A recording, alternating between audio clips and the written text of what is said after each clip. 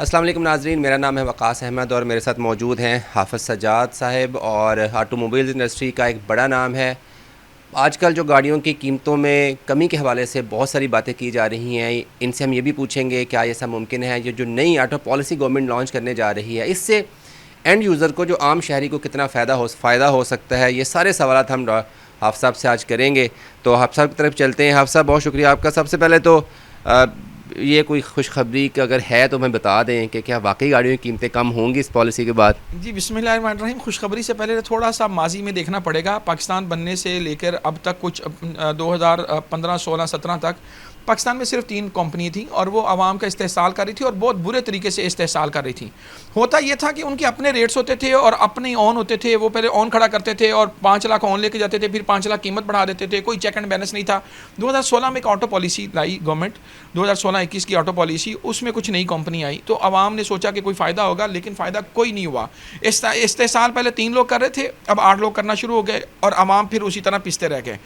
आप unlimited profit लेते हैं पाकिस्तान के अंदर और कोई चेक एंड बैलेंस नहीं है। आपने गाड़ी, सुजुकी ऑल्टो की बात कर लें, आप 3500-4000 डॉलर की ये गाड़ी है, दुनिया में कहीं से बनवा लें, इससे ऊपर इसकी कॉस्ट नहीं है जो उसके अंदर है। उसके बावजूद वो यहाँ पे 32-33 लाख रुपए में बेची जाती है और कोई पूछने वाला नहीं है। जब आप किसी मिनिस्टर से बात करते हैं तो लगता ही नहीं कि वो 24 करोड़ आवाम के नुमाइंदे हैं।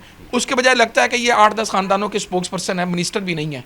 तो उनके मफादात का तहफ़्फ़ुज़ ये लोग कर रहे होते हैं। अब IMF ने इस बात को फ़ील किया कि आवाम के साथ जो जुल्म हो रहा है ये ऑटोमोबाइल सेक्टर के अंदर, उसको ख़त्म किया जाए। और ये इतना बदतरीन इस्तेहसाल या जुल्म कह लें कि इसको IMF बोलने पे मजबूर हो गया कि हेल्दी इन्वायरमेंट दें, हेल्दी कंपटीशन में लेकर आएँ कंपनीज़ को, और उसका एक ही रास्ता है कि आप इंपोर्ट को कमर्शलाइज़ करें। अब आज जो इंपोर्ट हो रही है वो क्या हो रही है कि जी आप ओवरसीज़ पाकिस्तानी हैं, आप बाहर से आते हैं, पासपोर्ट है, वो पासपोर्ट आप मार्केट में बेचते हैं और वो जो मार्केट में बिका हुआ पासपोर्ट है उसका बर्डन एंड यूज़र पे गिरता है जाके। और ना हुकूमत को कोई फायदा, मिडल मैन ज़्यादा हो गया और आवाम भी पिस रहे हैं, हुकूमत को भी कुछ नहीं जा रहा। तो मेरा ख्याल है बड़ी लॉजिकल बात है IMF की कि एक हेल्दी इन्वायरमेंट हो और इस इंपोर्ट को कमर्शियल किया जाए और वो लोग जो गाड़ी इंपोर्ट कर रहे हैं वो किसी रूल्स और रेगुलेशन के तहत इसको इंपोर्ट करें, ना कि घर में बैठे हर बंदा इंपोर्ट करे और गाड़ियाँ 2 नंबर तरीके से बेचे और घर चला जाए। तो मैं समझता हूँ IMF ने ये जो फैसला किया और गवर्नमेंट को मजबूर किया, ये बेहतरीन फैसला है और गवर्नमेंट को इस पर रहना चाहिए। हाँ, अगर ये इम्प्लीमेंट हो जाता है तो आवाम को फ़ायदा होगा, बिल्कुल फ़ायदा होगा। अच्छा, लेकिन फ़ायदा हो नहीं रहा ना। अब मैं आपका सवाल मैं आपको बताता हूँ, फ़ायदा हो नहीं रहा। क्यों नहीं हो रहा? कि ये सारे जो 8-10 मैन्युफैक्चरर नाम नेहाद यहाँ पे आवाम का खून पसीना निचोड़ते हैं, ये अब जाके रोए हैं वहाँ पे मगरमच्छ के आंसू प्राइम मिनिस्टर साहब के सामने। इन्होंने PM साहब से कहा कि जी देखें, अगर आप इंपोर्ट को IMF की कंडीशंस के मुताबिक खोल देते हैं तो फिर हम कहाँ जाएंगे? भाई बिल्कुल आप कहीं के नहीं रहेंगे, इसलिए कि आपके जो प्रॉफिट हैं वो अनलिमिटेड है। आप एक गाड़ी 1 करोड़ 29 लाख की लॉन्च करते हैं और फिर आप उसको 1 करोड़ 8 लाख पे कर देते हैं। मतलब आप 20 लाख रुपया प्रॉफिट कमा रहे थे, 1 करोड़ 8 लाख में भी आप 20 लाख कमा रहे हैं। और आपको ये बात IMF समझा रही है और आपको ये बात समझनी है कि आप 4 गाड़ियां बेच के भाई प्रॉफिट कमाएं। आप एक गाड़ी से 4 गाड़ियों का प्रॉफिट क्यों कमाना चाहते हैं? जब 4 गाड़ियां बनेगी तो उन 4 गाड़ियों से स्पेयर पार्ट्स कितने बनेंगे और उन 4 गाड़ियों से रोजगार कितना मिलेगा, आवाम को कितना फ़ायदा होगा, वो नहीं सोचते। कहते नहीं हमने एक गाड़ी से 4 गाड़ियों का प्रॉफिट कमाना है। इनको तकलीफ ये है, इसलिए ये सारे जो एक एसोसिएशन है पामा के नाम से, वो इकट्ठी होकर रोई है जाके। और फिर उन्होंने क्या किया कि जो IMF की कंडीशंस पे और IMF की डिमांड पे आवाम को रिलीफ मिलने जा रहा था, वो रिलीफ इन्होंने ख़त्म करवाने की पूरी कोशिश की। और इस वक्त तक लग यही रहा है कि आवाम को कोई रिलीफ नहीं मिलेगा। जो IMF की कंडीशन है उनको पूरा किया जाएगा, लेकिन ड्यूटियों का जो एक स्ट्रक्चर है वो इस तरह बना दिया जाएगा कि अगर 5 साल पुरानी जो गाड़ी है 2020 मॉडल, अगर उसको कह देते हैं 660 सीसी, तो उसकी ड्यूटी और 2022 की ड्यूटी बराबर होगी। यानी आवाम को ये माफिया सुकून नहीं लेने देगा। IMF ने इस चीज़ को रियलाइज़ किया। मैं समझता हूँ वज़ीर-ए-आज़म साहब से हमारा मुतालबा भी है कि आवाम के दुख और दर्द को समझे, ना कि आप आवाम के दुख और दर्द को समझने के बजाय 8 ख़ानदानों के दुख और दर्द को समझ के उनके मगरमच्छ के आंसू जो है उस पर आप फिदा हो जाएं और उनको रिलैक्स करने के लिए आप 5 साल की पॉलिसी तो कर दें, लेकिन ड्यूटी 2020 मॉडल की भी वही होगी जो 2022 मॉडल की है। तो ये तो बड़ी दुख की बात। आप खुद इंपोर्ट भी करते हैं गाड़ियाँ। अगर लेट्स सपोज आप एक 660 सीसी बेच रहे हैं, लोकल मैन्युफैक्चर भी बेच रहे हैं, अगर और आप इंपोर्टेड भी बेच रहे हैं, तो आपको तो फ़ायदा नहीं है कि आपका कस्टमर उतना वर्सटाइल हो जाएगा, डाइवर्सिटी आ जाएगी आपके कस्टमर में। तो इनसिक्योरिटी किस चीज़ की है? देखिए, आज जो मसला IMF ने उठाया है वो मसला ये है कि आवाम का इस्तेहसाल हो रहा है। ये चंद 5 7 8 कंपनी आवाम का इस्तेसाल कर रही हैं। इस इस्तेसाल को ख़त्म करने के लिए हेल्दी कंपटीशन लॉन्च किया जाए, और उसकी एक ही सूरत है कि पाकिस्तान में से जो बाहर जो गाड़ियाँ आ रही हैं उनकी कमर्शियल इंपोर्ट को खोला जाए। और सारी दुनिया में खुली हुई है इंपोर्ट, सिर्फ यहाँ पे ये चंद ख़ानदान है जो जाते हैं। आप बताएं, इसमें इतने मतलब बड़े बड़े मगरमच्छ हैं कि उनकी एक्सेस है, वो सुबह फ़ोन करते हैं, शाम को उनको अपॉइंटमेंट मिल जाती है PM हाउस से। वो जाके कहते हैं कि जी आप कर देंगे तो ये होगा। भाई आपने कसम खाई हुई है कि आपने 4 गाड़ियों का मुनाफा एक गाड़ी से लेना है, ये कोई अक्लमंदी है?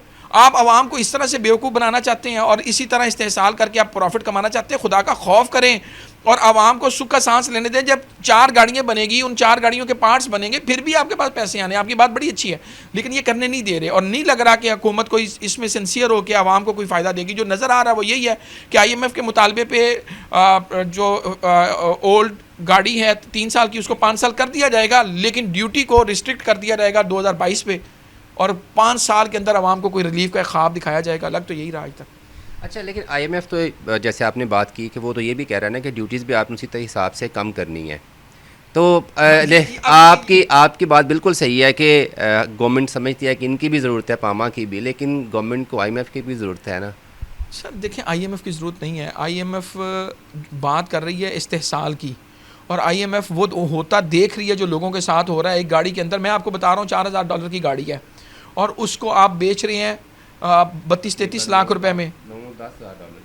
$10,000 की भी नहीं, आप बल्कि $12,000 की उसको बेच रहे हैं। 280 का डॉलर है।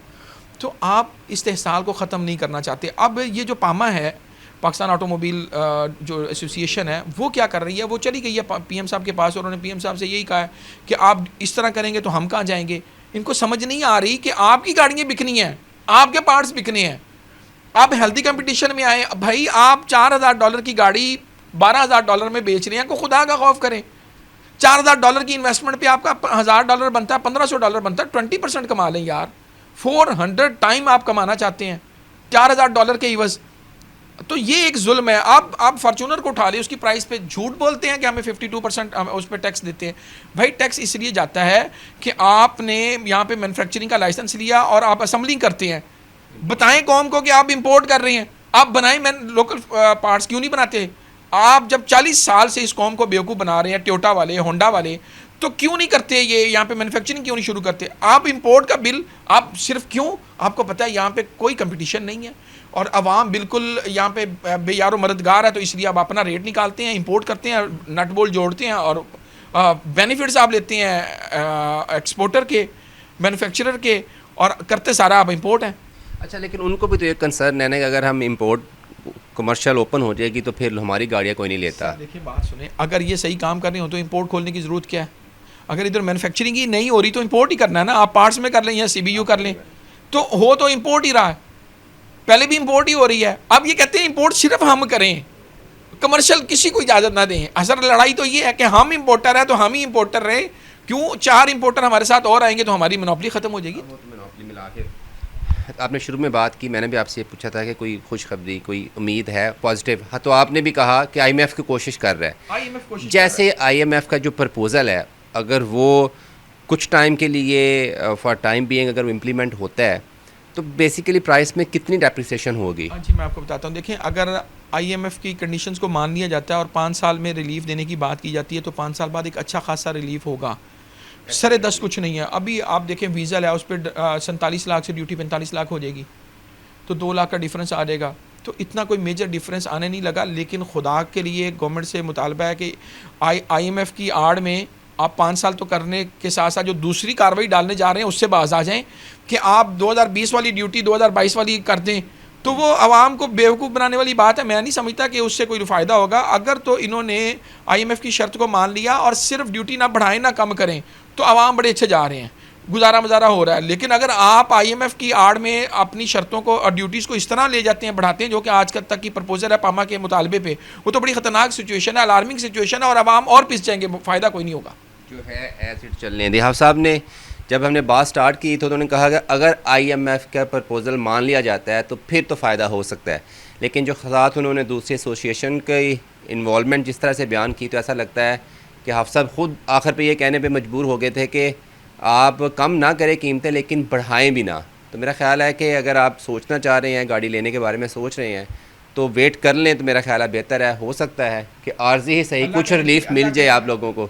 असल में देखें, ये फार्मूला सीधा सा है कि अगर आप कीमतें कम करेंगे सेल बढ़ती है। लेकिन अब अगर आपके 8 बच्चे हैं, मैं तो उनको नाजायज़ बच्चे कहता हूँ, वो अगर किसी तरफ नहीं रुक रहे और वो आके रोते हैं और जिस तरह वो बच्चे लेट जाते हैं कि मैंने मनवा के जाना और पीएम उससे मनवा के आ जाते हैं, तो फिर कौम कहाँ जाएगी? मसला ये है इस वक्त। चलें जी, अल्लाह करे इस जो हमारे हुक्मरान हैं वो 24 करोड़ आवाम की सोचें, ना कि उन चंद अशराफिया के जो इस जिन्होंने मोनोपोली बनाई हुई है, इजारादारी कायम की है इस मार्केट में।